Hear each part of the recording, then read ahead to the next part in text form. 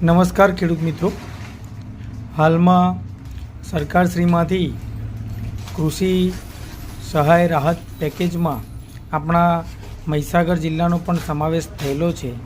તો આપણા ખાનપુર તાલુકાના સૌ ખેડૂત મિત્રોને જણાવવાનું કે નુકસાનીની સહાયનું વળતર મેળવવા માટે આપણે ગ્રામ પંચાયતમાં કોમ્પ્યુટર ઓપરેટર એટલે કે વીસી પાસેથી ઓનલાઈન અરજી કરાવવાની રહે છે.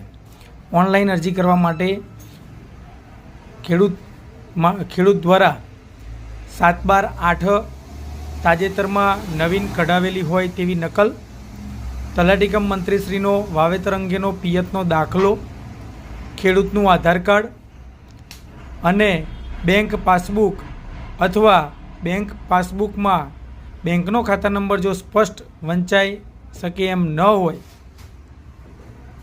તો કેન્સલ કરેલો ચેક રજૂ કરવાનો થાય છે. આધાર કાર્ડ જે છે એ પ્રથમ પાનું ઓળખ અને પાછળ રહેઠાણનો પુરાવો એટલે કે આગળ અને પાછળ બંને સાઈડના પેજની ઝેરોક્સ કોપી જોડવાની રહે છે.